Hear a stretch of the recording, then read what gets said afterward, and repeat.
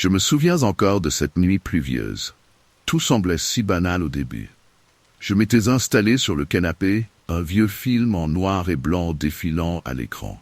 Le bruit de la pluie tambourinant contre les vitres avait quelque chose de réconfortant, me coupant du monde extérieur.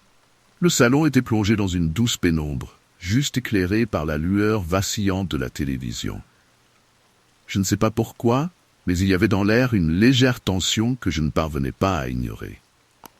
Peut-être était-ce simplement la solitude, le fait de me retrouver seul dans cette grande maison à cette heure tardive. Pourtant, rien ne semblait anormal. Juste une nuit ordinaire, à l'abri de l'orage qui grondait dehors. Je me suis laissé aller dans les coussins, l'esprit un peu embrumé par la fatigue.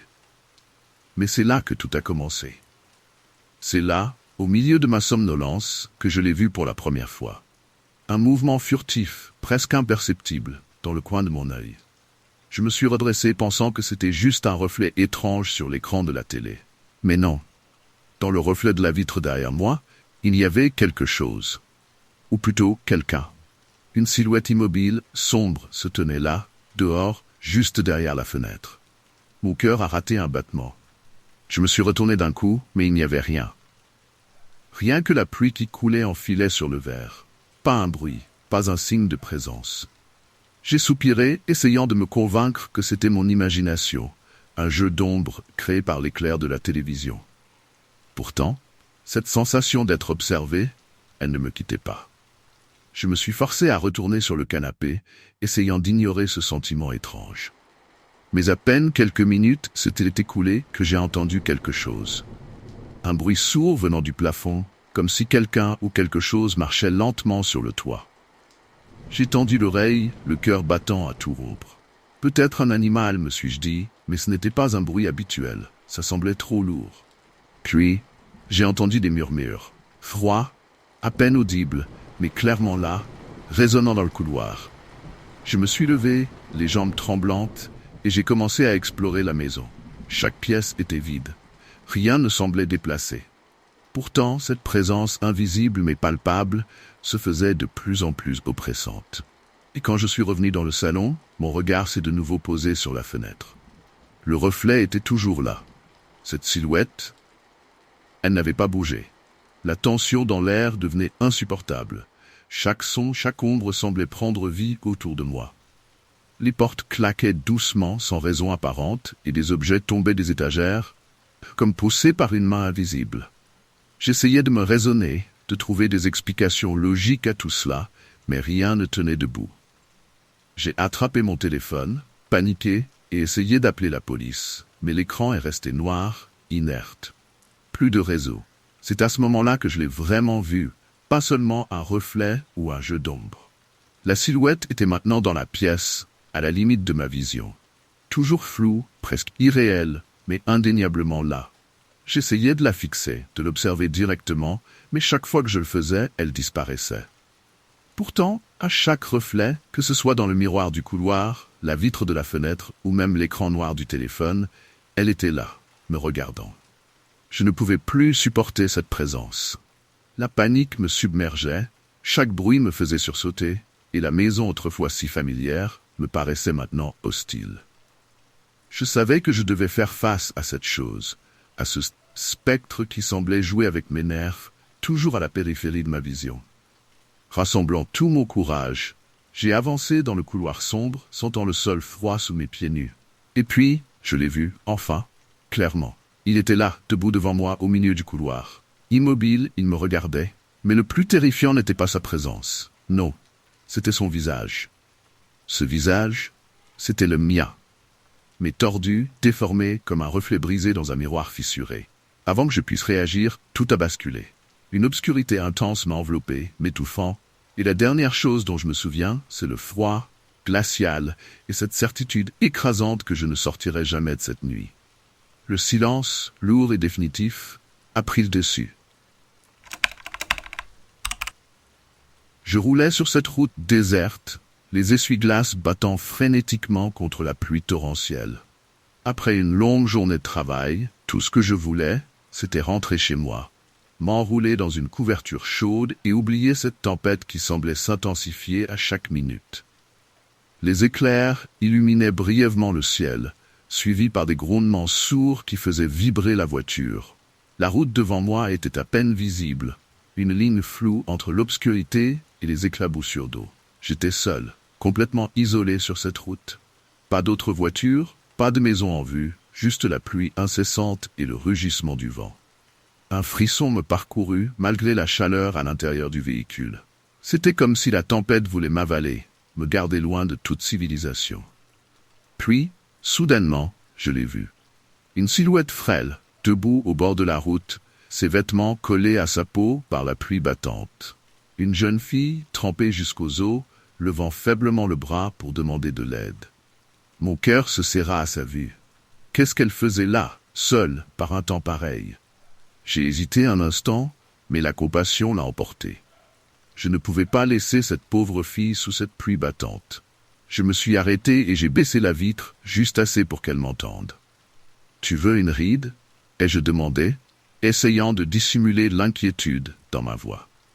Elle n'a pas répondu, se contentant de hocher la tête, le regard vide et fixe. Elle est montée dans la voiture sans dire un mot, ses vêtements dégoulinant d'eau sur le tapis, et a refermé la porte avec une lenteur presque mécanique. Je lui ai demandé où elle allait, mais elle s'est contentée de pointer devant elle, comme si la destination n'avait aucune importance. Le silence dans la voiture était palpable, seulement interrompu par le bruit de la pluie martelant le toit. Je conduisais lentement, jetant de temps en temps des coups d'œil vers elle. Elle était assise là, raide comme une statue, le regard fixé droit devant. Ses cheveux mouillés tombaient sur son visage, et elle n'a jamais pris la peine de les repousser. Une sensation de malaise commençait à s'insinuer en moi, mais je me forçais à me concentrer sur la route. Peut-être qu'elle était en état de choc, me disais-je, essayant de me rassurer. Mais quelque chose, au fond de moi, me disait que ce silence était bien plus inquiétant qu'une simple frayeur passagère. Le trajet se déroulait dans un silence pesant, seulement rythmé par le battement des essuie-glaces et le grondement lointain du tonnerre. Plus je conduisais, plus je sentais une étrange tension s'installer dans la voiture. J'avais déjà tenté de lui parler, de lui demander son nom, d'où elle venait, mais chaque question restait sans réponse. Elle ne bougeait presque pas, fixant la route devant nous, ses mains serrées sur ses genoux. Mon malaise grandissait à chaque minute. Je jetais des coups d'œil rapides vers elle, espérant voir un signe de normalité, une réaction quelconque. Mais rien. Elle était là, immobile, comme une ombre silencieuse. Mon esprit commençait à vagabonder, imaginant toutes sortes de scénarios. Qui était-elle vraiment? Que lui était-il arrivé? À un moment donné, j'ai senti un frisson glacial me parcourir l'échine. La température dans la voiture semblait avoir chuté, ou peut-être était-ce juste moi. J'ai resserré ma prise sur le volant, tentant de calmer mes nerfs. Ce n'était que la fatigue et la tempête qui jouaient avec mon esprit, me disais-je. Mais malgré mes efforts pour rester rationnel, je ne pouvais m'empêcher de ressentir cette étrange présence à mes côtés. Comme si quelque chose de plus sombre que la nuit s'était infiltré dans ma voiture. En arrivant enfin chez moi, j'ai ralenti la voiture et me suis arrêté devant la maison. La pluie avait diminué, se transformant en une légère bruine. Je me suis tourné vers la fille pour lui dire que nous étions arrivés, mais elle ne m'a pas regardé. Elle a simplement ouvert la portière et est sortie. Toujours en silence. Je l'ai regardée s'éloigner dans la pénombre, son corps disparaissant lentement sous la pluie fine. Je suis resté un instant assise là, troublé par ce qui venait de se passer. Tout semblait tellement étrange. Puis, comme pour me secouer de ce sentiment de malaise persistant, j'ai éteint le moteur et me suis préparé à sortir de la voiture. Mais alors que j'allais attraper mes affaires sur le siège passager, quelque chose m'a figé sur place. Le siège était complètement sec. Aucun signe de la présence de la fille, pas une goutte d'eau, rien. C'était impossible. Elle était trempée. Je l'avais vue, sentie. Mon cœur s'est mis à battre plus fort, une vague de panique montant en moi. Ce n'était pas logique. Le siège aurait dû être mouillé, ses vêtements avaient laissé des flaques d'eau sur le tapis au moment où elle était entrée. Mais là, tout était sec, comme si elle n'avait jamais été là. La gorge serrée, je suis sorti précipitamment du véhicule pour la chercher, espérant que ce n'était qu'une mauvaise blague de mon esprit fatigué. Mais dehors, il n'y avait personne. La route était vide, le silence oppressant, la pluie tombait doucement, et la seule chose qui résonnait dans l'air était le bruit de mon propre souffle, court et haletant. Paniqué, j'ai couru jusqu'à l'endroit où je l'avais vue disparaître, scrutant l'obscurité autour de moi. Mais il n'y avait aucune trace d'elle, ni sur la route, ni dans les environs. C'était comme si elle s'était évaporée dans l'air. Le bruit distant de la pluie semblait étrangement fort dans ce silence pesant. Mon esprit se battait pour trouver une explication rationnelle, mais rien ne tenait debout. Tremblante, je suis retourné à la voiture, fermant la portière avec un claquement sec. J'ai allumé la radio pour tenter de briser l'étau de silence qui m'enveloppait, espérant que le bruit me ramènerait à la réalité. Mais ce que j'ai entendu m'a glacé le sang. Une vieille émission d'information était diffusée, et le présentateur mentionnait un accident survenu sur cette même route des années auparavant. Une jeune fille avait été renversée par une voiture par une nuit de tempête, exactement à l'endroit où je l'avais prise en stop. Selon les témoins, elle apparaissait parfois au conducteur par des nuits similaires, cherchant désespérément à rentrer chez elle, mais disparaissant toujours avant d'y parvenir. Mon cœur s'est figé. Cette fille, était-ce vraiment elle que j'avais prise en stop, ou quelque chose d'autre, quelque chose qui n'avait jamais trouvé la paix? Mon esprit refusait de l'accepter. Mais au fond de moi, je savais que je venais de vivre quelque chose qui échappait à toute explication. Tremblante, je suis restée là, immobile, le regard fixé sur cette route déserte, incapable de bouger, de penser à autre chose que cette mystérieuse passagère que je ne reverrai jamais. La nuit était tombée depuis longtemps, quand la tempête a commencé à se déchaîner dehors. Les rafales de vent faisaient grincer les vieilles fenêtres de notre maison, et la pluie battait contre les murs comme si elle cherchait à entrer. Nous étions installés dans le salon, mon mari et moi, essayant de nous détendre malgré le vacarme. Le bruit du tonnerre était assourdissant, et chaque éclat d'éclair illuminait brièvement la pièce, projetant des ombres inquiétantes sur les murs. C'est alors que j'ai entendu pour la première fois ce son. Un léger craquement au-dessus de nos têtes, comme si quelque chose ou quelqu'un s'était déplacé à l'étage. Je me suis tourné vers mon mari, mais il n'avait rien remarqué. « C'est sûrement la maison qui travaille avec le vent », m'a-t-il dit d'un ton rassurant. Je voulais le croire. Après tout, la maison était ancienne et le bois avait l'habitude de grincer sous l'effet du mauvais temps.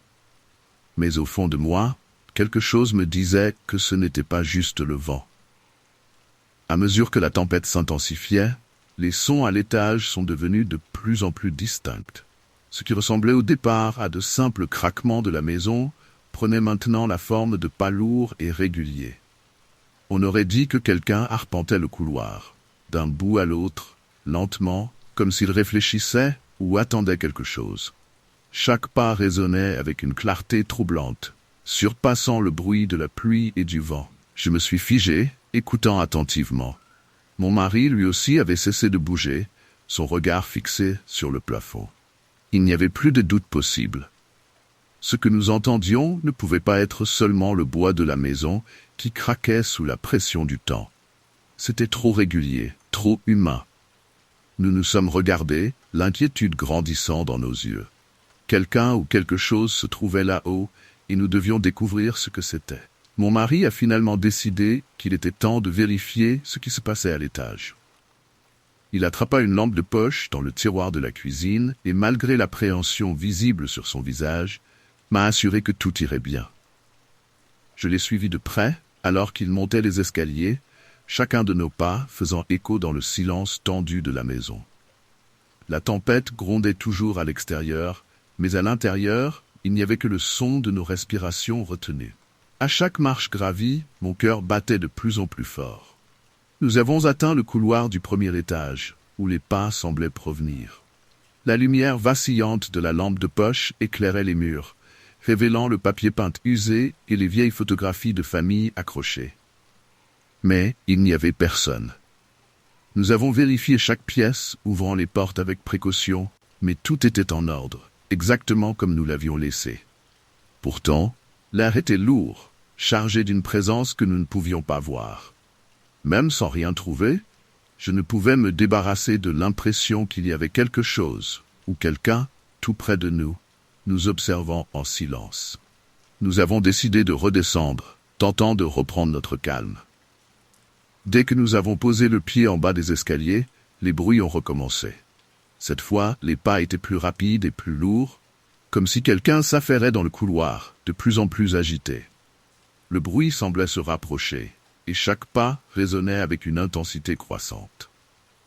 Mon mari et moi avons échangé un regard inquiet, nous demandant si nous devions remonter. Le sentiment de malaise était devenu presque tangible. Les bruits semblaient nous suivre alors que nous retournions dans le salon, et la tempête à l'extérieur amplifiait encore plus ce sentiment de désespoir. Nous avons essayé de nous rassurer en nous disant que c'était juste notre imagination exacerbée par le mauvais temps, mais chaque pas semblait confirmer nos pires craintes.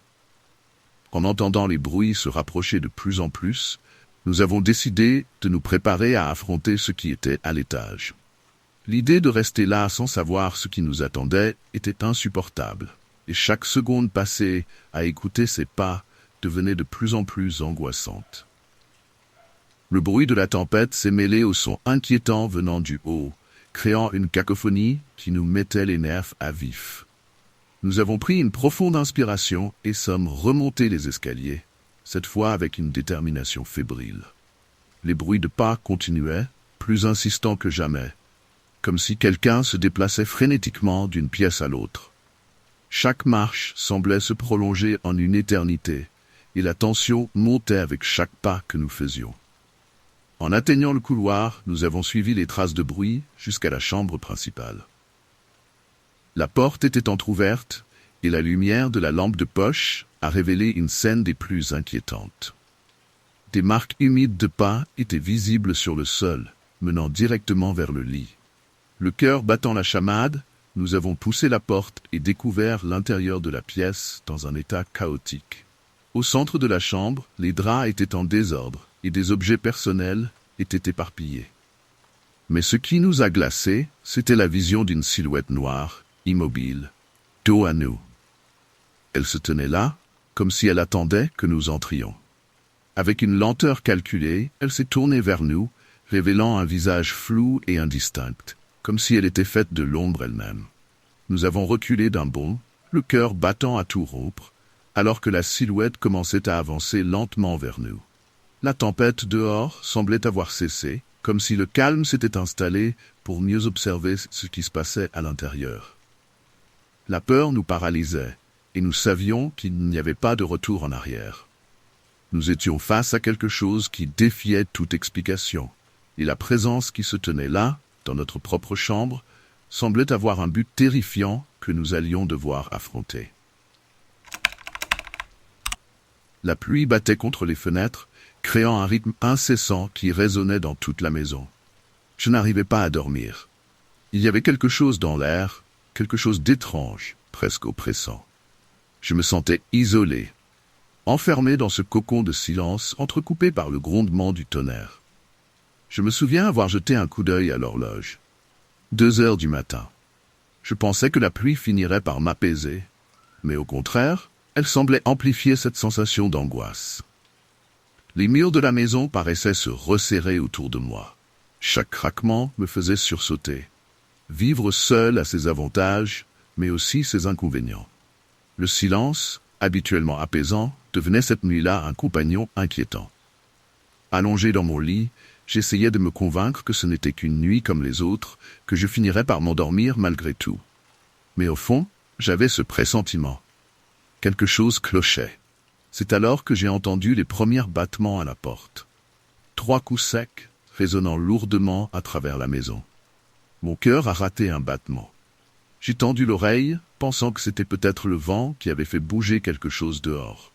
Mais non, les coups étaient trop précis, trop distincts. Je me suis levé lentement, hésitant. Qui pouvait bien frapper à cette heure, sous une pluie battante? Je me suis dirigé vers la porte, chaque pas résonnant dans le silence pesant de la maison. En approchant, j'ai senti une boule se former dans mon estomac, une sensation de malaise que je ne pouvais pas expliquer. J'ai jeté un coup d'œil rapide par la fenêtre avant d'ouvrir, mais il n'y avait personne. Rien d'autre que l'obscurité, la pluie torrentielle et la lueur lointaine des lampadaires. Avec une hésitation croissante, j'ai ouvert la porte. Un souffle d'air froid et humide s'est engouffré à l'intérieur, me glaçant instantanément. Mais dehors, il n'y avait absolument rien. Pas de traces de pas, pas de silhouette. Je suis resté là un moment, immobile, à écouter le son de la pluie qui frappait le sol. Rien. J'ai refermé la porte, secoué, en essayant de me convaincre que c'était peut-être juste mon imagination. Mais une part de moi savait que quelque chose n'allait pas. À peine avais-je refermé la porte que je l'ai entendue. Une voix, faible, tremblante, à peine audible sous le fracas de la pluie. Elle venait de dehors, juste derrière la porte que je venais de fermer. « À l'aide, s'il vous plaît, aidez-moi. » Je me suis figé, incapable de bouger. Cette voix était désespérée, presque suppliée. J'ai couru à la fenêtre, mais, encore une fois, rien. Le jardin était vide, seulement balayé par la pluie et le vent. La voix pourtant était claire, comme si quelqu'un se tenait juste de l'autre côté. Mon esprit s'embrouillait. J'ai hésité. Devais-je ouvrir à nouveau? Chaque fibre de mon être me criait de ne pas le faire, mais la voix, elle semblait si réelle, si urgente. J'ai posé ma main sur la poignée, le cœur battant à tout rompre. J'ai ouvert la porte d'un coup sec, mes yeux cherchant désespérément dans l'obscurité. Mais encore une fois, il n'y avait rien. La pluie s'écrasait sur le sol, froide et impitoyable, mais aucun signe de vie. Je me suis reculé lentement, refermant la porte avec une étrange sensation d'être observé. Était-ce une mauvaise blague? Quelqu'un essayait-il de me piéger? Je ne savais plus quoi penser. Tout ce que je savais, c'est que cette voix me hantait. La voix n'a pas cessé.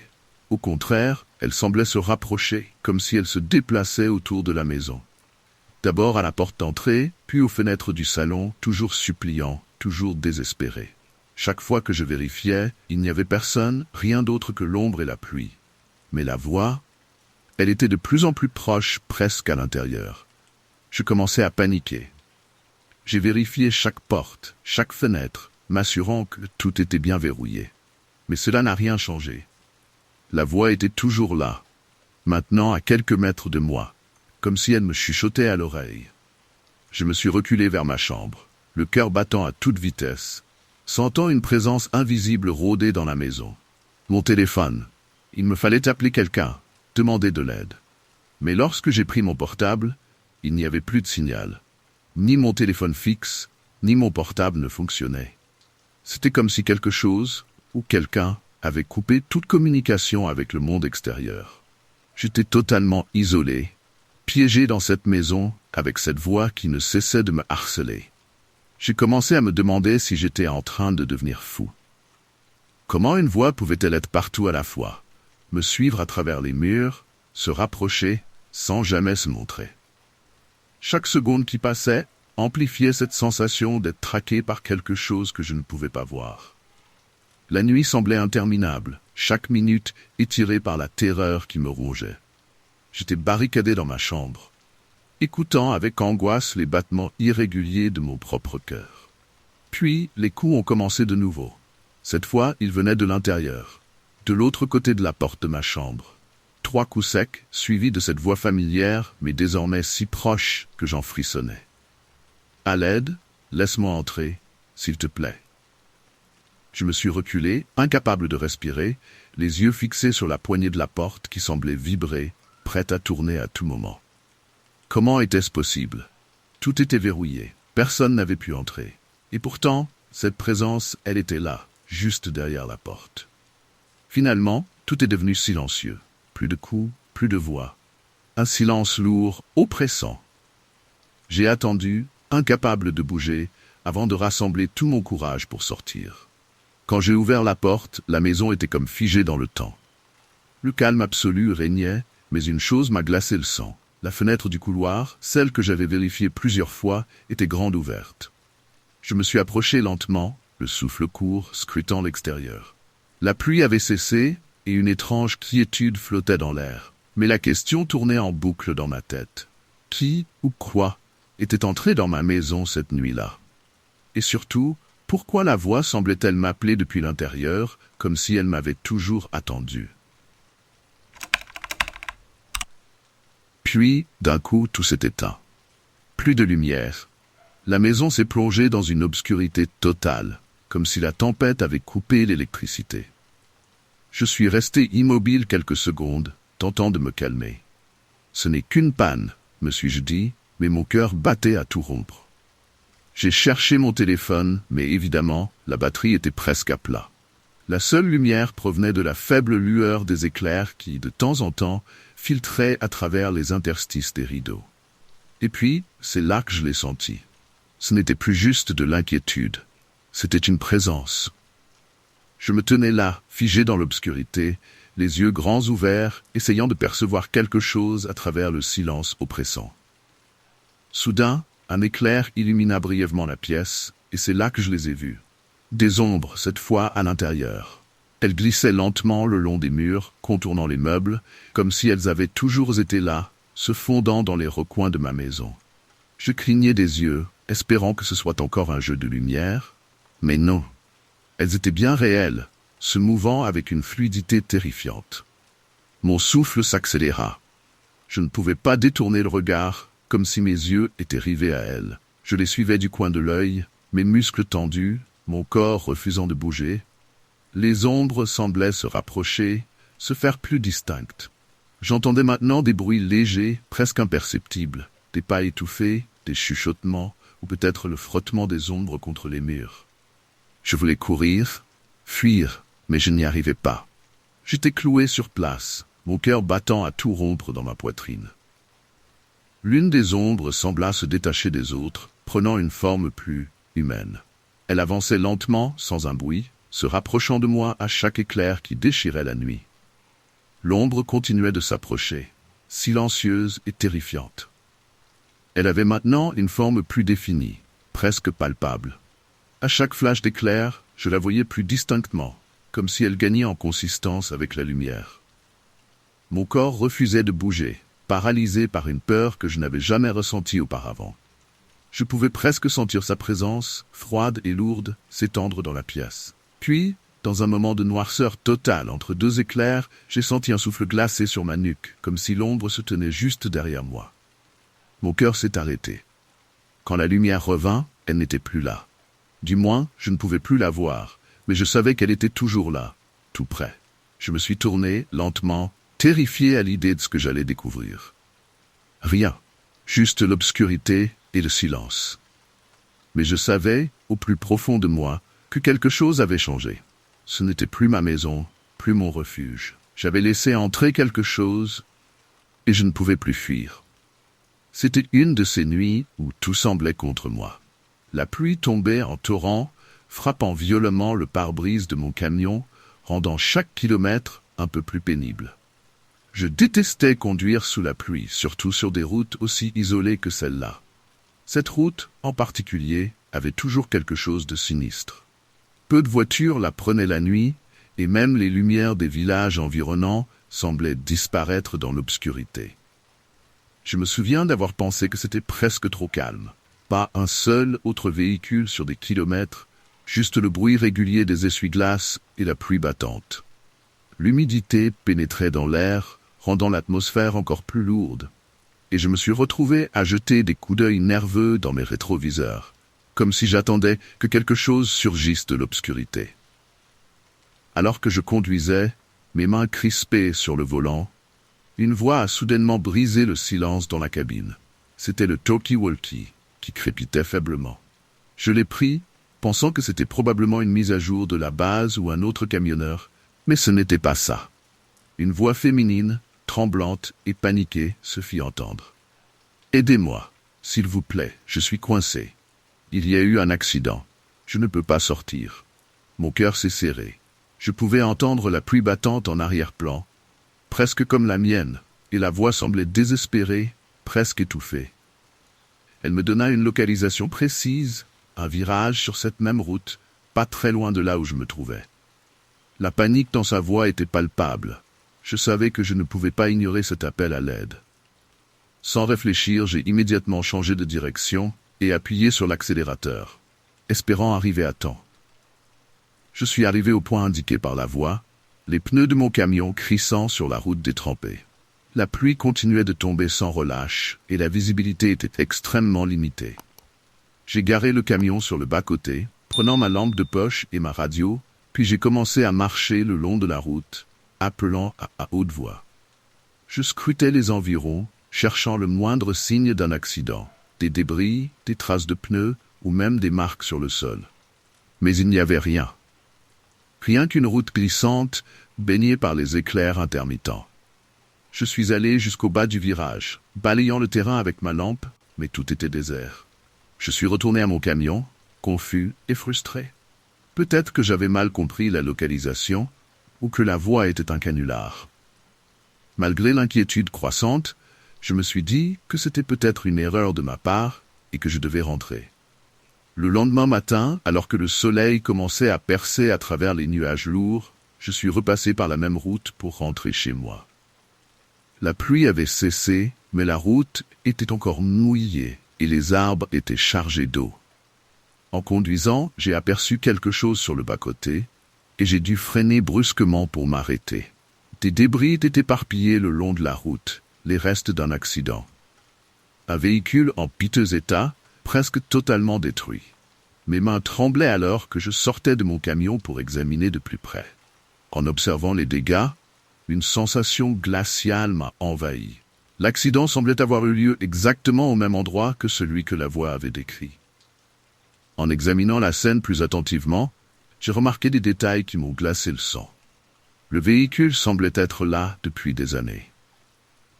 La rouille et la décoloration des pièces indiquaient clairement que l'accident n'était pas récent. Le choc est devenu encore plus intense lorsque j'ai trouvé des éléments qui confirmaient que l'accident avait eu lieu il y a longtemps et que la femme de la veille n'avait jamais pu recevoir d'aide. J'ai décidé de parler aux habitants du coin et à la police pour comprendre ce qui se passait.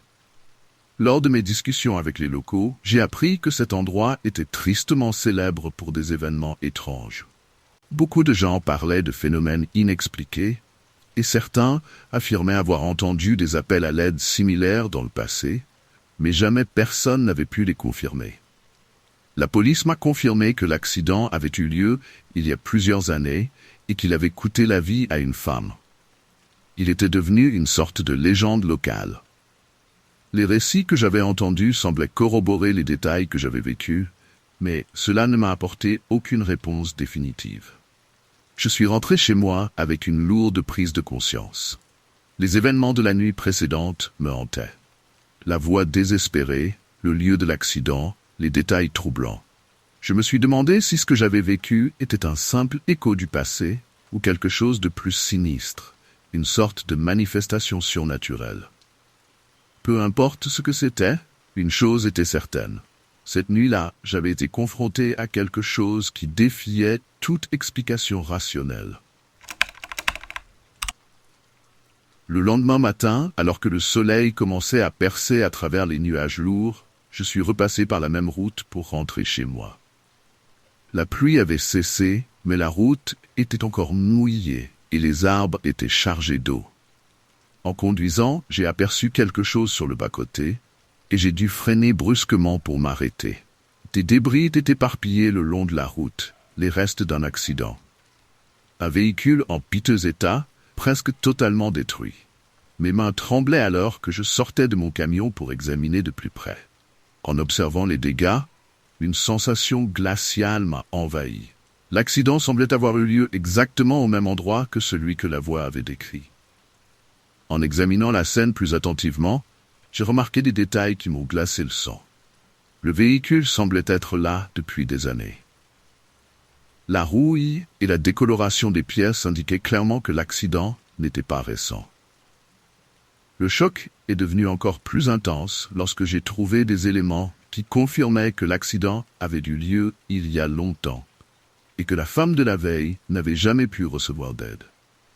J'ai décidé de parler aux habitants du coin et à la police pour comprendre ce qui se passait. Lors de mes discussions avec les locaux, j'ai appris que cet endroit était tristement célèbre pour des événements étranges. Beaucoup de gens parlaient de phénomènes inexpliqués, et certains affirmaient avoir entendu des appels à l'aide similaires dans le passé, mais jamais personne n'avait pu les confirmer.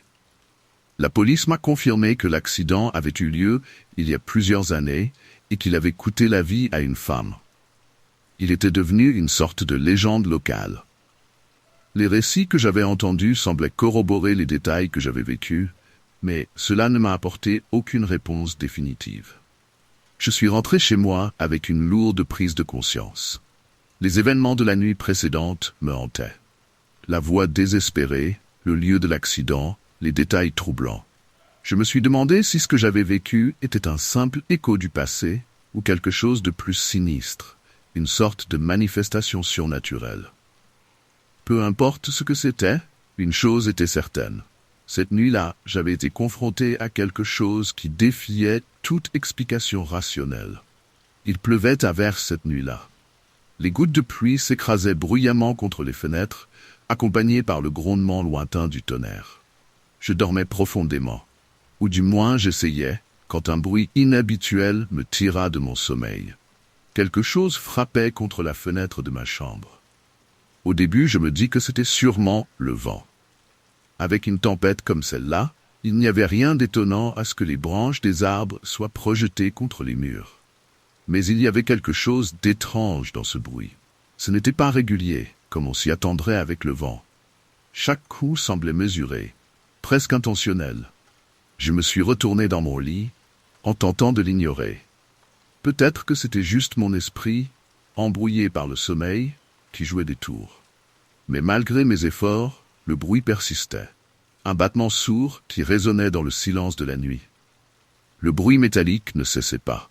C'était comme si quelque chose grattait ou cognait contre le cadre de la fenêtre, à intervalles réguliers. Mon cœur commença à battre plus vite. Ce n'était définitivement pas le vent. Je me redressai lentement dans mon lit, mes yeux fixés sur l'obscurité de la chambre.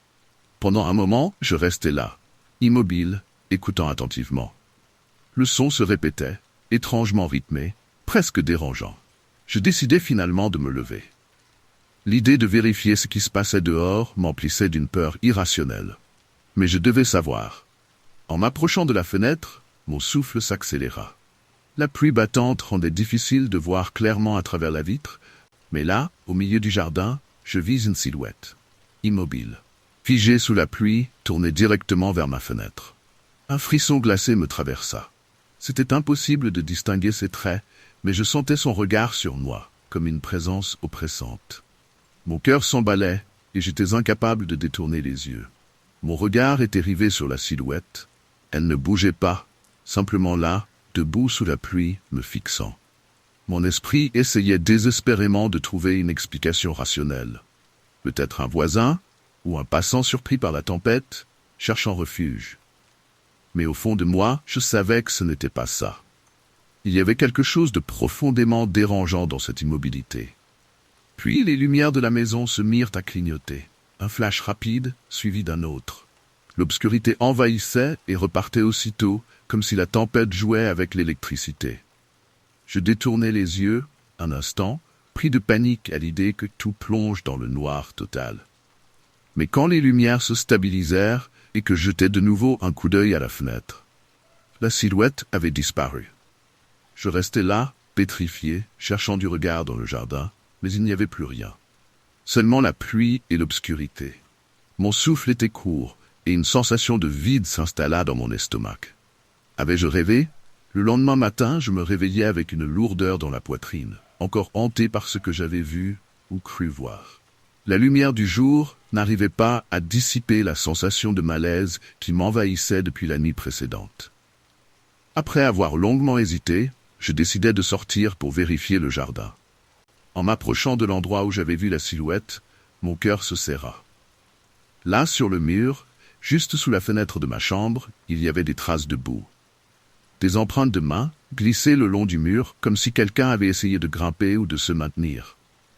Je m'agenouillai, examinant les marques de plus près.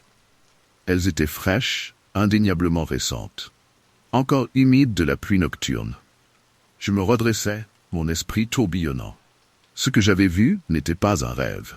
Quelqu'un ou quelque chose avait réellement été là, juste sous ma fenêtre. observant, essayant peut-être même d'entrer. Le reste de la journée se déroula sous une atmosphère étrange, presque étouffante. Chaque bruit dans la maison me faisait sursauter. Les marques de boue ne quittaient pas mon esprit. J'essayais de me convaincre que ce n'était rien de grave, qu'il devait y avoir une explication logique, mais une partie de moi ne pouvait s'empêcher de penser que cela allait se reproduire.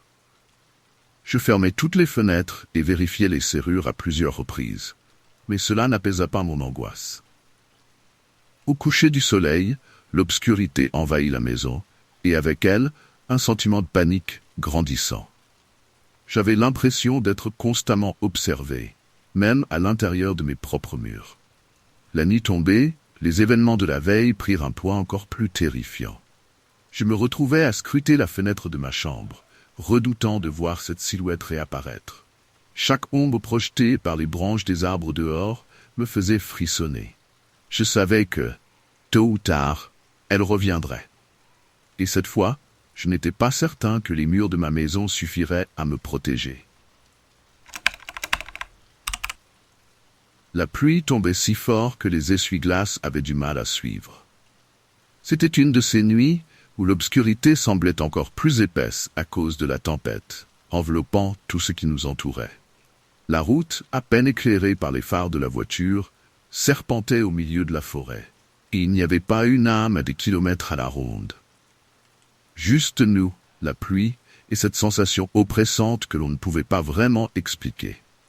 Ma femme tentait de briser la tension en parlant de tout et de rien. Mais moi, j'étais concentré sur la route, les mains crispées sur le volant. Chaque virage semblait plus dangereux que le précédent, avec l'eau qui ruisselait sur l'asphalte. On n'avait croisé aucune voiture depuis des heures, et je commençais à me demander si on arriverait à destination avant que la tempête n'empire. Le silence dans l'habitacle était lourd, ponctué uniquement par le battement régulier des essuie-glaces et le grondement lointain du tonnerre. C'est alors qu'on a fait un virage serré, et mes phares ont illuminé quelque chose sur le bas-côté. Là, sous la pluie battante, se tenait une femme. Elle était complètement trempée, les bras levés, faisant signe désespérément pour que quelqu'un s'arrête. Mon cœur a sauté un battement. Son apparence était étrange.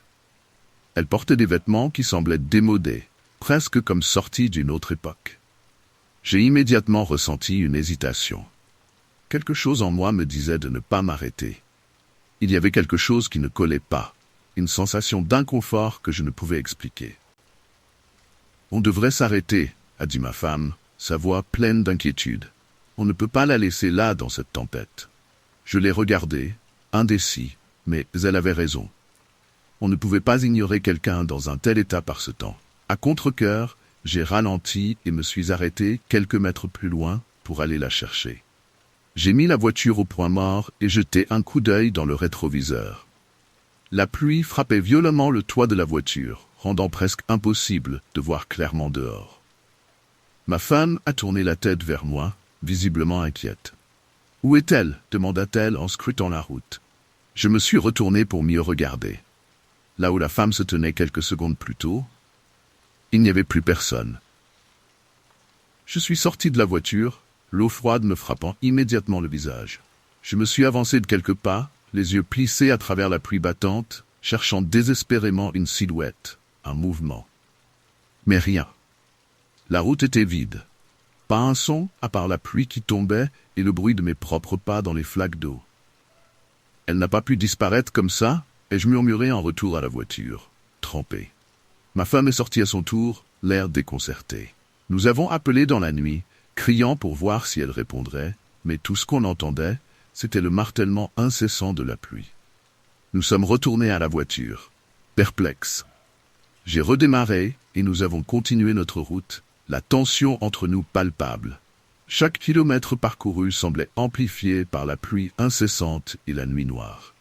Le silence dans la voiture était oppressant, seulement interrompu par le bruit des essuie-glaces. Après un moment qui me parut interminable, j'ai aperçu des lumières au loin, éclatant dans l'obscurité comme des éclairs dans un ciel sombre. En m'approchant, j'ai réalisé que c'était un véhicule accidenté sur le bas-côté. J'ai ralenti, et en voyant l'état du véhicule, j'ai eu un frisson. C'était un carambolage grave, La voiture était complètement capotée, ses lumières clignotantes encore allumées malgré l'accident. En m'approchant, ma femme a poussé un cri étouffé. À l'intérieur de la voiture, nous avons vu le corps de la femme que nous avions vue plus tôt, inconsciente, les yeux fermés, comme si elle était morte depuis longtemps. C'était la même femme, et pourtant il semblait que l'accident s'était produit des heures avant que nous ne l'ayons rencontrée. Le choc m'envahit alors que je réalisais l'absurdité et la gravité de ce que nous venions de découvrir. Comment pouvait-elle avoir demandé de l'aide si elle était déjà morte depuis si longtemps? La vue du corps immobile dans la voiture capotée me laissa complètement abasourdi. Nous avons appelé immédiatement les autorités, et en attendant leur arrivée, l'angoisse montait. Je ne pouvais pas chasser la sensation d'être observé. Le vent hurlait autour de nous, et chaque ombre semblait se mouvoir de manière inquiétante dans la pénombre. Ma femme essayait de me rassurer, mais elle avait elle aussi l'air perturbée. Nous restions à distance, scrutant les environs, mais il n'y avait que la pluie et le bruit des branches secouées par le vent. Lorsque les sirènes des secours se sont enfin fait entendre, apportant un peu de réconfort avec leur lumière, nous avons tenté d'expliquer ce que nous avions vu. Mais même après l'arrivée des policiers et des secours, je sentais une présence étrange, une sorte de malaise inexplicable, comme si la nuit avait encore des secrets à révéler. En repartant, nous avons jeté un dernier regard en arrière. L'accident semblait déjà presque irréel, un fragment de cauchemar que nous n'arrivions pas à comprendre. Ce que nous avions vécu ce soir-là allait rester gravé dans nos esprits, avec la certitude que quelque chose de bien plus sinistre s'était déroulé sous la pluie battante de cette nuit. La tempête faisait rage dehors, les rafales de vent secouaient les fenêtres de ma vieille maison de campagne. J'étais seul, comme d'habitude, dans cet endroit isolé que j'avais choisi pour fuir la vie en ville. Ce soir-là, cependant, le calme habituel de ma retraite avait laissé place à une atmosphère oppressante. La pluie battait avec une telle force que chaque goutte semblait vouloir percer les murs. J'essayais de me concentrer sur mon livre, mais l'obscurité autour de moi semblait s'épaissir à chaque instant. Le grondement du tonnerre, suivi par l'éclair qui illuminait brièvement la pièce, me faisait sursauter à chaque fois. Je me disais que ce n'était rien, juste une autre nuit de tempête. Puis je l'ai entendu. Un coup net contre la porte d'entrée. Je me suis figé. Au début, j'ai pensé que j'avais imaginé ce bruit, que c'était peut-être une branche projetée par le vent. Mais le bruit est revenu, plus insistant cette fois. 3 coups distincts. Mon cœur s'est mis à battre plus vite. Peut-être était-ce un voisin en difficulté. Dans ce coin reculé, on prenait soin les uns des autres. J'ai hésité, puis je me suis levé, traversant lentement le salon plongé dans la pénombre. Arrivé devant la porte, j'ai tendu l'oreille, mais il n'y avait que le bruit de la pluie et du vent. J'ai pris une profonde inspiration, puis j'ai ouvert la porte. Personne. Il n'y avait absolument personne. Je refermai la porte, troublé. La pluie continuait de marteler le toit avec une telle force que j'avais du mal à entendre mes propres pensées. Je me disais que c'était sûrement le vent qui avait fait claquer quelque chose contre la porte. Mais malgré moi, une inquiétude sourde s'insinuait en moi. Je retournai m'asseoir, tentant de me convaincre que tout allait bien, mais à peine avais-je repris mon livre que les coups retentirent à nouveau. Cette fois, c'était à l'arrière de la maison, près de la fenêtre de la cuisine. Mon souffle se coupa. Quelque chose ou quelqu'un se déplaçait autour de la maison. Je me levai d'un bond, l'adrénaline pulsant dans mes veines. J'attrapai mon téléphone pour appeler à l'aide, mais bien sûr, il n'y avait pas de signal, pas en plein milieu de cette tempête. Je fis le tour de la maison, verrouillant chaque porte, chaque fenêtre. Mes mains tremblaient, mes pensées se bousculaient. Qui était là dehors? Pourquoi jouer à ce jeu sinistre? Les coups reprirent, plus proches cette fois, comme si l'on frappait juste à côté de moi. Mais quand je regardais par la fenêtre, il n'y avait rien, juste l'obscurité épaisse et la pluie. Je sentais une présence, quelque chose qui m'observait. Et soudain, une pensée terrifiante m'envahit. Et si ce n'était pas dehors, mais déjà à l'intérieur? Le cœur battant à tout rompre, je me précipitais vers la porte d'entrée pour m'assurer qu'elle était bien verrouillée. J'allais de pièce en pièce, vérifiant chaque fenêtre, chaque recoin, m'assurant que tout était fermé à clé. Mais la sensation d'être observé ne me quittait pas. Chaque ombre, chaque coin sombre de la maison semblait abriter quelque chose, ou quelqu'un.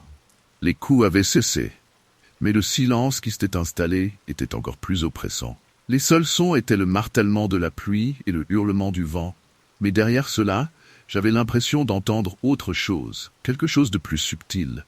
Des pas légers, à peine audibles, comme si quelqu'un se déplaçait lentement à l'intérieur, essayant de ne pas être détecté. Je sentais la panique monter.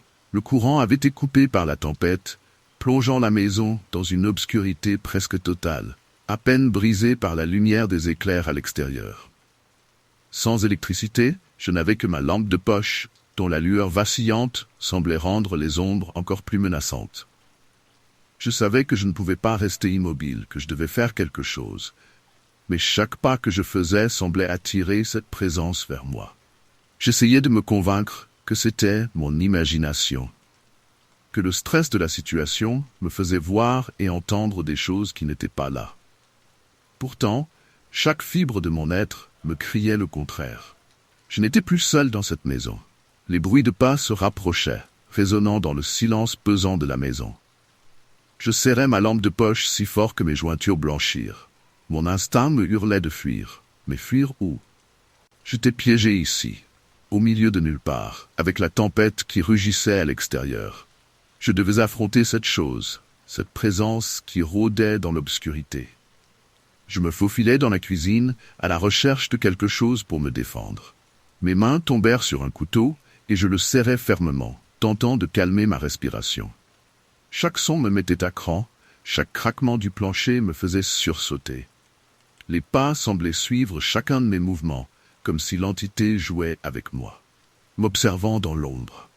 À un moment donné, je crus voir une silhouette passer furtivement dans le couloir, un mouvement à peine perceptible, mais suffisant pour me glacer le sang. La peur se mêlait à la confusion. Qui pouvait bien être ici avec moi? Comment avait-il ou elle pénétré dans la maison sans que je m'en rende compte? Je pris mon courage à deux mains et avançai lentement, lampe de poche et couteau en avant, prête à faire face à l'inconnu. Chaque pas me semblait plus difficile que le précédent, mais je devais savoir. Dans ma tête, je répétais sans cesse « Ce n'est rien, ce n'est qu'un mauvais rêve, tu vas te réveiller ». Mais ce n'était pas un rêve. Lorsque j'atteignis l'entrée du salon, un craquement fort retentit derrière moi. Je fis volte-face, mais ne vis rien. Pourtant, je le sentais. Cette présence était là, tout près de moi. Elle jouait avec mes nerfs, s'assurant que je sois à bout avant de se dévoiler. La nuit semblait interminable. Chaque minute s'étirait, et mon esprit était désormais un mélange de peur et de confusion. Les bruits s'étaient calmés, mais l'angoisse ne faisait que croître. J'avais fini par m'enfermer dans ma chambre, accroupi dans un coin, le couteau serré contre moi. Le silence était devenu aussi terrifiant que les bruits de pas. Soudain, alors que la tempête commençait à faiblir, j'entendis un léger grincement. Mon regard se tourna lentement vers la porte de ma chambre. Elle était encore fermée, mais l'espace sous la porte me sembla anormalement sombre, comme si quelque chose ou quelqu'un se tenait juste derrière. Je rassemblai tout mon courage et m'approchai, prêt à tout. Je posai ma main tremblante sur la poignée, puis l'ouvris d'un coup sec, le couteau en avant, mais il n'y avait personne. Seulement le couloir plongé dans l'obscurité. Était-ce fini? Était-ce possible que ce cauchemar ait pris fin? À l'aube, la maison était étrangement calme. Le soleil commençait à poindre à travers les nuages, et la lumière du jour aurait dû me rassurer. Pourtant, en explorant la maison à la recherche d'indices, je trouvai un objet qui n'était pas le mien. Une vieille montre posée sur la table du salon, à l'endroit même où je m'étais assise plus tôt. Je la pris dans main, et un frisson glacé parcourut ma colonne vertébrale. Cette montre n'était pas ici avant. Elle appartenait à quelqu'un qui avait été là, avec moi, dans cette maison. Le sentiment de sécurité s'effondra, et je réalisai avec horreur que ce cauchemar n'était peut-être pas terminé. Je conduisais depuis des heures, luttant contre la fatigue et la monotonie de la route. La nuit était tombée depuis longtemps, et la pluie battante transformait l'autoroute en une masse floue de lumière et de reflets. Le claquement régulier des essuie-glaces m'hypnotisait presque, me rappelant à quel point j'étais seul sur cette route déserte. Il n'y avait aucune voiture en vue, seulement une obscurité profonde qui semblait s'étendre à l'infini de chaque côté. Je sentais le poids de la solitude peser sur moi, accentué par la tempête qui faisait rage à l'extérieur. Les gouttes de pluie tambourinaient sur le toit de la voiture, créant un rythme incessant, presque suffocant. Pour combattre le silence oppressant, j'avais allumé la radio, mais les stations locales étaient de plus en plus faibles, grésillant entre des morceaux de musique et de la statique. À un moment donné, alors que je jonglais avec les boutons pour trouver une station claire, j'entendis quelque chose d'étrange à travers le grésillement. Un son qui me fit immédiatement froncer les sourcils. Ce n'était pas de la musique ni une voix de radio. C'était un faible pleur, comme celui d'un enfant. Je coupais le son, pensant que c'était mon imagination. Mais non, le pleur continuait, persistant, résonnant à travers l'habitacle de la voiture. Je jetai un coup d'œil dans le rétroviseur, cherchant une explication rationnelle. Le siège arrière était vide, comme il devait l'être. Pourtant, le son était bien réel, ce qui me fit frissonner malgré la chaleur à l'intérieur du véhicule. Je me dis que j'étais sûrement fatigué, que la route jouait des tours à mon esprit. Mais au fond de moi, je savais que quelque chose n'allait pas. Le pleur, doux mais insistant, continuait de résonner dans l'espace confiné de la voiture, se mélangeant avec le bruit de la pluie qui battait contre les vitres. J'étais de plus en plus perturbé par ce son inexplicable. Comment un tel bruit pouvait-il venir de l'intérieur de ma voiture, alors que j'étais seul? Je vérifiai à nouveau les rétroviseurs, cherchant une quelconque explication logique. Peut-être que c'était un bruit extérieur qui se reflétait à l'intérieur, amplifié par la pluie? Mais non, le pleur semblait venir de tout autour de moi, enveloppant l'habitacle. Le son devenait plus distinct, plus proche, comme si l'enfant se trouvait juste derrière moi. Mon cœur battait à tout rompre, tandis que je jetais un coup d'œil rapide par-dessus mon épaule. Le siège arrière était toujours vide. Aucun signe de vie, pas même un mouvement dans l'ombre. La panique commençait à me saisir. J'essayais de me convaincre que c'était une hallucination, le résultat de la fatigue et du stress de conduire sous une pluie battante. Mais le pleur était trop réel, trop présent. Il se mêlait au bruit incessant des gouttes sur le toit, créant une cacophonie qui résonnait dans ma tête. Je commençais à me sentir piégé dans cette voiture, comme si l'espace se refermait sur moi. L'air devenait lourd, difficile à respirer, et mes pensées s'embrouillaient. Je savais que je ne pouvais pas continuer ainsi, que je devais faire quelque chose avant de perdre complètement le contrôle. C'est alors que je décidai de m'arrêter à la prochaine aire de repos, espérant y trouver un peu de répit et, surtout, une explication à ce qui se passait. Je repérai finalement une aire de repos à quelques kilomètres devant moi. Les lumières clignotantes d'un vieux panneau indicateur étaient à peine visibles à travers la pluie, mais c'était ma seule option. Je ralentis et pris la sortie, mes mains crispées sur le volant. Le pleur continuait, entrecoupé par le bruit des pneus sur la route mouillée. En arrivant à l'aire de repos, je m'arrêtai sous un vieux réverbère vacillant. La lumière jaune était faible, projetant des ombres inquiétantes autour de la voiture. Je coupais le moteur, mais le silence que j'espérais n'arriva jamais.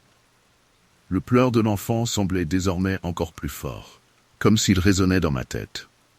Je pris une grande inspiration, essayant de calmer mes nerfs avant de sortir du véhicule. La pluie tombait toujours en torrent, trempant instantanément mes vêtements, alors que je faisais le tour de la voiture. Je vérifiais chaque porte, chaque fenêtre, cherchant une explication, quelque chose de tangible qui pourrait justifier ce que j'entendais. Mais il n'y avait rien. Juste la pluie, le vent et ces sanglots désespérés qui ne cessaient de me hanter. À ce moment-là, je sentis une vague de désespoir m'envahir. Que se passait-il? Pourquoi ces sons persistaient-ils?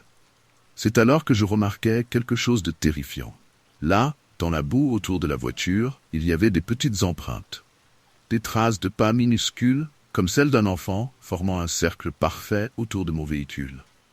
Mon cœur se mit à battre de plus en plus fort. Je savais qu'il y avait quelque chose ici, quelque chose d'inexplicable et de terriblement inquiétant. En examinant les empreintes dans la boue, une terreur glaciale s'empara de moi. Ces marques étaient trop nettes, trop précises pour être le fruit de mon imagination.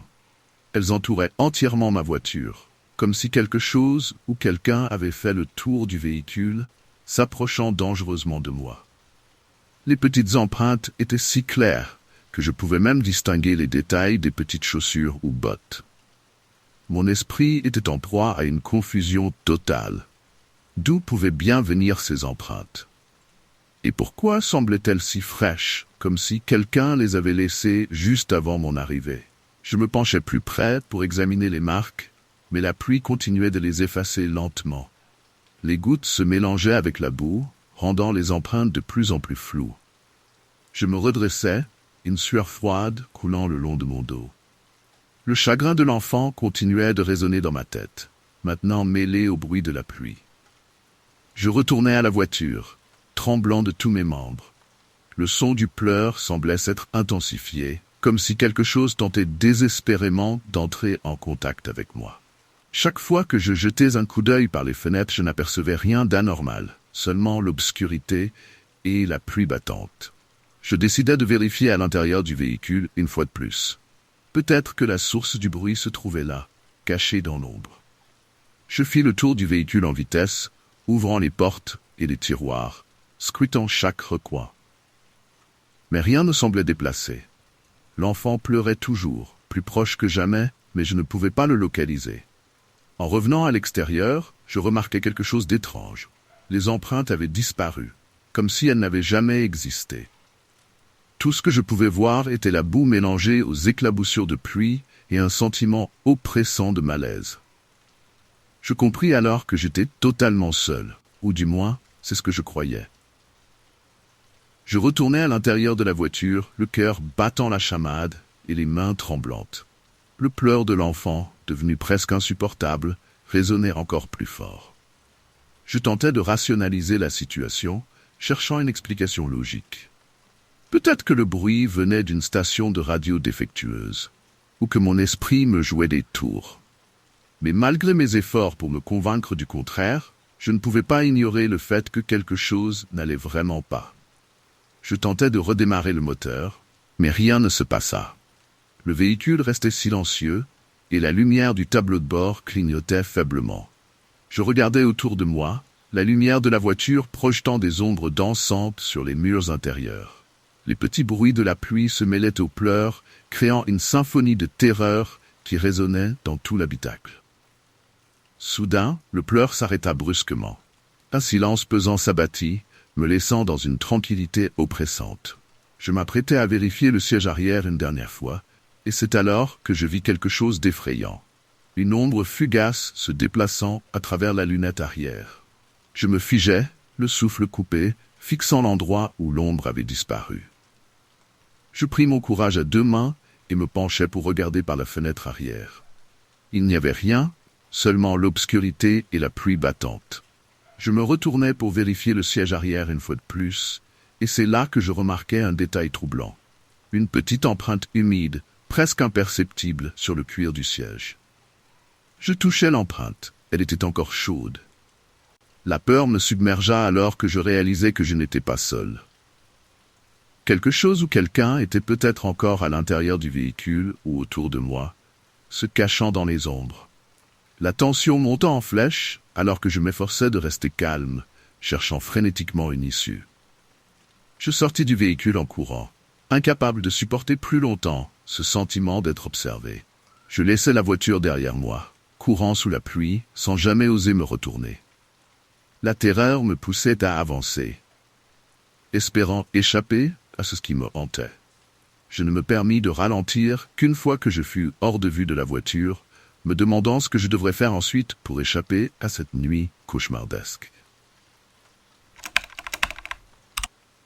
La pluie tombait à torrents, martelant le pare-brise avec une telle force que les essuie-glaces peinent avant à dégager ma vision. La route sinueuse devant moi était à peine visible, éclairée seulement par les éclairs qui zébraient le ciel de temps à autre. Chaque éclat de lumière révélait brièvement les arbres tordus qui bordaient la route, comme des silhouettes menaçantes se penchant vers moi. Je me sentais étrangement mal à l'aise, un nœud dans l'estomac. Il y avait quelque chose de plus dans l'air que la simple tension d'une tempête. C'était comme si une présence invisible pesait sur moi, m'observant, attendant le bon moment pour se révéler. J'essayais de me convaincre que ce n'était que mon imagination, amplifiée par la solitude et les conditions météo effrayantes. Mais chaque nouveau coup de tonnerre semblait ébranler ma résolution. Mon cœur battait plus vite que je ne l'aurais voulu, et mes mains étaient crispées sur le volant. Cette route, pourtant familière, me semblait soudain étrangère, hostile. Je m'efforçais de garder les yeux rivés sur l'asphalte, mais l'impression persistante d'être surveillé ne me lâchait pas, me rendant de plus en plus nerveux à chaque kilomètre parcouru. Soudain, à travers le rideau de pluie, j'ai aperçu quelque chose qui m'a glacé le sang. Un mouvement rapide, furtif, juste à la limite de mon champ de vision. Une silhouette sombre venait de surgir sur la route, se précipitant droit vers ma voiture. J'ai agi par instinct, appuyant de toutes mes forces sur les freins. Le crissement des pneus sur l'asphalte détrempé a résonné dans l'air, strident, presque assourdissant. Le véhicule a commencé à glisser, perdant l'adhérence sur la chaussée glissante. Mon cœur battait à tout rompre, chaque seconde s'étirant en une éternité. Le volant semblait vivre sa propre vie, me tirant dans une direction, puis dans une autre, tandis que je luttais pour ne pas perdre complètement le contrôle. Le monde autour de moi tournoyait, un mélange de pluie, de noirceur et de lumière vacillante. Enfin, la voiture s'est immobilisée, les roues s'arrêtant à quelques centimètres du bord de la route. Le silence retomba brusquement, à peine troublé par le martèlement incessant de la pluie. Pendant un instant, je suis resté là, figé, essayant de comprendre ce qui venait de se passer. C'est alors que je l'ai vu. Immobile, au milieu de la route, un homme se tenait là, parfaitement figé, comme une statue sortie d'un cauchemar. J'ai fixé cet homme, mon souffle court, mon esprit luttant pour comprendre ce que mes yeux voyaient. Il ne bougeait pas un muscle, comme s'il avait été figé dans le temps. Sa posture était rigide, ses bras pendant le long de son corps, et son visage était vide, sans aucune expression, comme s'il n'y avait plus rien d'humain en lui. Puis, sans avertissement, il disparut. Comme une ombre balayée par le vent, il n'y avait plus rien là où il se trouvait un instant auparavant. Mon cœur manqua un battement. Comment un être humain pouvait-il se volatiliser ainsi en un clin d'œil? Je restais figé sur place, le souffle coupé, essayant de donner un sens à ce que je venais de voir. C'est alors que, d'un réflexe, je tournai la tête vers ma voiture. Mes yeux se posèrent sur le pare-brise, et ce que je vis me glaça le sang. Un reflet. Non, ce n'était pas un simple reflet. Une forme étrange et déformée semblait se mouvoir dans le verre, comme une silhouette essayant de percer la surface pour entrer. La chose bougeait, ondulait, mais d'une manière qui défiait toute logique. C'était comme si le verre lui-même était devenu vivant, se déformant sous l'influence de cette présence sinistre. Je reculai d'un pas, le regard rivé sur cette vision cauchemardesque, incapable de détourner les yeux. C'était réel, et en même temps, c'était impossible.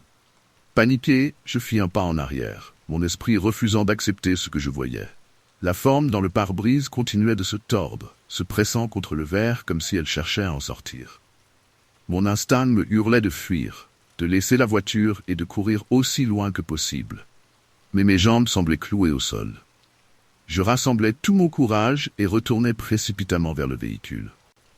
En ouvrant la portière, l'air à l'intérieur semblait plus froid, presque glacial, comme si la température avait soudainement chuté. Tremblant, je me forçai à entrer et à refermer la porte derrière moi. Le reflet sur le pare-brise était toujours là, mais il avait changé. La silhouette semblait m'observer maintenant, ses contours vaguement humains, mais impossibles à définir. D'un geste désespéré, je tournai la clé dans le contact, et le moteur rugit à la vie. Sans réfléchir, j'enfonçai l'accélérateur, et la voiture bondit en avant, projetée sur la route glissante. Le reflet ne disparut pas. Au contraire, il se rapprocha, se fondant dans le verre jusqu'à devenir presque indistinguable, comme s'il était à l'intérieur du véhicule avec moi. Alors que je fonçais à travers la tempête, une voix basse et glaciale s'éleva, remplissant l'habitacle. C'était un murmure, à peine audible, mais chargée d'une malveillance palpable. « Je ne peux pas m'échapper, » chuchote-t-elle, chaque mot résonnant dans ma tête. Le reflet semblait se fondre avec la pluie, se mélangeant avec les gouttes qui coulaient sur le pare-brise, mais l'impression de sa présence restait écrasante. La route devant moi défilait à toute vitesse, mais le temps semblait s'étirer. Chaque seconde, un pas de plus vers une terreur que je ne pouvais fuir. Je ne savais pas où j'allais, seulement que je devais continuer à rouler aussi loin que possible.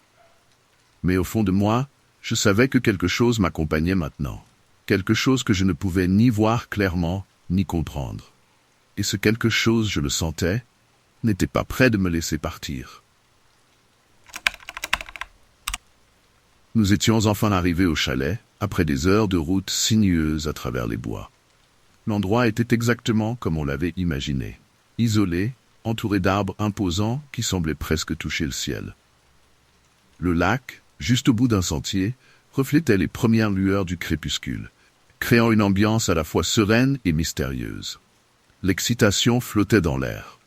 On avait tous hâte de passer un week-end tranquille, loin du stress quotidien. Le chalet était rustique, mais confortable. Le genre d'endroit où l'on pouvait presque entendre le bois craquer sous le poids des souvenirs qu'il avait dû accumuler au fil des années. Mais alors qu'on déchargeait nos affaires, j'ai remarqué quelque chose d'étrange. Le ciel, qui était clair à notre arrivée, commençait à se couvrir de nuages épais, presque menaçants. Une lourdeur inhabituelle s'installait, comme si la nature elle-même nous avertissait de quelque chose. J'ai essayé de chasser ce sentiment d'inquiétude naissant, me disant que c'était juste une tempête qui approchait, rien de plus. On s'est installé à l'intérieur, chacun prenant possession de sa chambre, et on a commencé à se préparer pour une soirée tranquille. Mais au fond de moi, ce sentiment d'inconfort persistait, comme une ombre qui refusait de disparaître. La soirée avançait paisiblement, malgré le bruit du vent qui commençait à se lever à l'extérieur. Nous étions tous rassemblés autour de la cheminée, buvant et riant, essayant de faire abstraction du grondement lointain du tonnerre. Mais alors que la nuit s'épaississait, un bruit étrange a soudainement brisé notre tranquillité. C'était faible, presque imperceptible au début, mais suffisant pour que nous nous figions. C'était comme un grattement, ou peut-être un frottement, venant de l'extérieur, juste au-delà des murs du chalet. Nous avons échangé des regards inquiets, chacun cherchant une explication rationnelle. Peut-être un animal, un raton laveur fouillant dans les poubelles, ou juste le vent jouant avec les branches des arbres. Mais quelque chose dans ce son me mettait mal à l'aise, comme s'il portait en lui une intention. L'un de nous, Paul, s'est levé brusquement, prenant sa lampe torche. « Je vais aller voir », a-t-il dit, d'un ton qui se voulait assuré, mais qui trahissait une légère hésitation. Nous avons essayé de le dissuader, de lui dire que c'était sûrement rien, mais il était déjà à la porte, l'ouvrant sur la nuit noire. « Je reviens tout de suite », a-t-il lancé avant de disparaître dans l'obscurité, laissant derrière lui la porte entr'ouverte. Le silence qui suivit son départ était presque oppressant, seulement troublé par le bruit du vent qui semblait maintenant beaucoup plus fort. Nous avons attendu, écoutant attentivement, espérant entendre ses pas revenir. Mais au lieu de cela, le silence s'est étiré, chaque seconde rendant son absence plus angoissante. Le temps passait, et l'inquiétude commençait à se transformer en une peur sourde. Paul n'était toujours pas revenu, et son absence devenait de plus en plus alarmante. Nous avons décidé qu'il fallait faire quelque chose. Sans plus attendre, nous avons pris des lampes torches et enfilé nos manteaux pour partir à sa recherche. Dehors, la tempête avait pris de l'ampleur. Le vent hurlait à travers les arbres et la pluie battante réduisait notre visibilité à presque rien. Nous avons appelé Paul à plusieurs reprises, mais nos voix étaient avalées par le rugissement de la tempête. En avançant péniblement dans la boue, nous avons fini par trouver ses traces. Les empreintes de ses bottes étaient bien visibles, dirigées vers le lac. Nous les avons suivies, nos cœurs battant à tout rompre. Mais à mesure que nous nous approchions de l'eau, une étrange angoisse s'emparait de nous. Les empreintes continuaient, droites et déterminées, jusqu'à la rive, et puis plus rien. Nous nous sommes arrêtés net, fixant le sol boueux où les traces disparaissaient soudainement. Aucune trace de retour, aucune indication de ce qu'il avait pu faire. C'était comme s'il s'était volatilisé, aspiré par les eaux sombres du lac. L'un d'entre nous, d'une voix tremblante, a suggéré que peut-être il avait glissé et était tombé dans l'eau. Mais alors, où étaient les éclaboussures, les signes de lutte? Tout semblait étrangement calme, comme si le lac avait englouti Paul sans faire de vagues, sans laisser de traces. Nous étions là, immobiles, le vent hurlant autour de nous, incapables de comprendre ce qui venait de se passer, mais sentant que quelque chose d'inhumain était à l'œuvre. De retour au chalet, l'atmosphère était devenue encore plus oppressante. La tempête faisait rage, avec des éclairs illuminant les ténèbres et des coups de tonnerre qui semblaient presque vouloir ébranler les fondations du bâtiment. Nous nous sommes précipités à l'intérieur, la pluie coulant le long de nos vêtements trempés, et avons verrouillé les portes derrière nous. À peine étions-nous installés que des bruits étranges ont commencé à résonner contre les fenêtres et les portes. Des coups lourds, presque rythmés, comme si quelqu'un ou quelque chose frappait avec une force désespérée pour entrer. Les bruits étaient accompagnés d'un crissement qui semblait s'intensifier à chaque instant. Nous avons essayé de rester calmes, en nous disant que ce n'était probablement que le vent qui faisait jouer les portes et les fenêtres. Mais plus les coups se faisaient entendre, plus ils semblaient se rapprocher. Nous avons vérifié chaque porte et chaque fenêtre, les vérifiant et les renforçant autant que possible. Mais rien ne pouvait stopper les bruits inquiétants. Des ombres dansaient sur les murs à chaque éclat de foudre, projetant des formes déformées et inquiétantes qui faisaient monter notre angoisse. Nous avons essayé de rationaliser ce qui se passait, mais chaque fois que nous nous approchions des fenêtres, les coups s'arrêtaient, et nous restions là, tendus, la peur ancrée dans nos os. À chaque fois que nous nous éloignions des fenêtres, les bruits reprenaient avec une intensité accrue.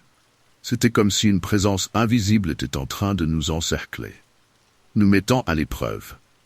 Nous étions maintenant assis en cercle dans le salon, l'air chargé d'une terreur palpable, chacun d'entre nous se demandant ce que nous devions faire, tout en essayant de comprendre ce qui était réellement en train de se passer.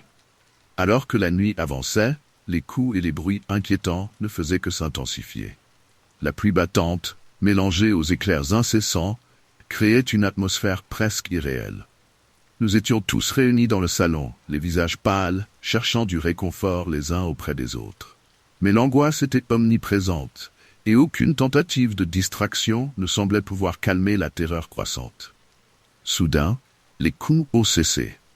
Le silence est tombé, lourd et oppressant comme une chape de plomb. Pendant quelques instants, nous avons osé espérer que la tempête avait simplement causé ces bruits étranges. Mais ce répit fut de courte durée. Une série de bruits étranges a commencé à se faire entendre à l'intérieur du chalet. Des chuchotements indistincts, des grattements qui semblaient venir de sous les planchers. Nous avons tous entendu un cri étouffé, presque comme un murmure désespéré, venant des coins les plus sombres de la maison. La peur nous paralysait alors que nous essayions de déterminer d'où cela pouvait venir. Les ombres sur les murs semblaient se mouvoir de manière chaotique, se transformant en formes grotesques qui semblaient nous observer. À chaque éclair, nous découvrions des inscriptions étranges et sinistres, tracées sur les fenêtres embuées, des mots qui semblaient se former et se déformer, comme si quelque chose essayait de communiquer avec nous. Les fenêtres se sont mises à vibrer, comme si une force invisible essayait de les briser pour entrer. Nous avons tenté de rester ensemble, de maintenir une cohésion, mais la peur nous divisait. Les bruits de pas lourds et irréguliers, presque comme des pas d'êtres invisibles, se faisaient entendre dans les couloirs. Nous avons décidé d'explorer la maison pour voir si quelqu'un avait pu entrer ou si quelque chose avait été déplacé. Mais chaque pièce que nous examinions semblait plus étrangement perturbante que la précédente. Au fur et à mesure que la nuit avançait, la terreur devenait de plus en plus palpable. Les éléments extérieurs se déchaînaient, et le chalet semblait être au cœur d'une tempête non seulement physique, mais aussi surnaturelle. Nous étions pris au piège, à la merci d'une force que nous ne pouvions ni voir ni comprendre, et nous savions que notre seul espoir était de survivre jusqu'au lever du jour, en espérant que l'horreur nocturne nous laisserait en vie. La pluie battait contre les fenêtres, créant un rythme incessant qui résonnait dans toute la maison. Je n'arrivais pas à dormir. Il y avait quelque chose dans l'air, quelque chose d'étrange, presque oppressant. Je me sentais isolé, enfermé dans ce cocon de silence entrecoupé par le grondement du tonnerre. Je me souviens avoir jeté un coup d'œil à l'horloge, 2 heures du matin. Je pensais que la pluie finirait par m'apaiser, mais au contraire, elle semblait amplifier cette sensation d'angoisse. Les murs de la maison paraissaient se resserrer autour de moi. Chaque craquement me faisait sursauter. Vivre seul a ses avantages, mais aussi ses inconvénients. Le silence, habituellement apaisant, devenait cette nuit-là un compagnon inquiétant. Allongé dans mon lit, j'essayais de me convaincre que ce n'était qu'une nuit comme les autres, que je finirais par m'endormir malgré tout. Mais au fond, j'avais ce pressentiment. Quelque chose clochait. C'est alors que j'ai entendu les premiers battements à la porte. 3 coups secs, résonnant lourdement à travers la maison. Mon cœur a raté un battement. J'ai tendu l'oreille, pensant que c'était peut-être le vent qui avait fait bouger quelque chose dehors. Mais non, les coups étaient trop précis, trop distincts. Je me suis levé lentement, hésitant. Qui pouvait bien frapper à cette heure, sous une pluie battante ? Je me suis dirigé vers la porte, chaque pas résonnant dans le silence pesant de la maison. En approchant, j'ai senti une boule se former dans mon estomac, une sensation de malaise que je ne pouvais pas expliquer. J'ai jeté un coup d'œil rapide par la fenêtre avant d'ouvrir, mais il n'y avait personne. Rien d'autre que l'obscurité, la pluie torrentielle et la lueur lointaine des lampadaires. Avec une hésitation croissante, j'ai ouvert la porte. Un souffle d'air froid et humide s'est engouffré à l'intérieur, me glaçant instantanément. Mais dehors, il n'y avait absolument rien. Pas de traces de pas, pas de silhouette. Je suis resté là un moment, immobile, à écouter le son de la pluie qui frappait le sol. Rien. J'ai refermé la porte, secoué, en essayant de me convaincre que c'était peut-être juste mon imagination. Mais une part de moi savait que quelque chose n'allait pas. À peine avais-je refermé la porte que je l'ai entendue. Une voix, faible, tremblante, à peine audible sous le fracas de la pluie. Elle venait de dehors, juste derrière la porte que je venais de fermer. « À l'aide, s'il vous plaît, aidez-moi. » Je me suis figé, incapable de bouger. Cette voix était désespérée, presque suppliée.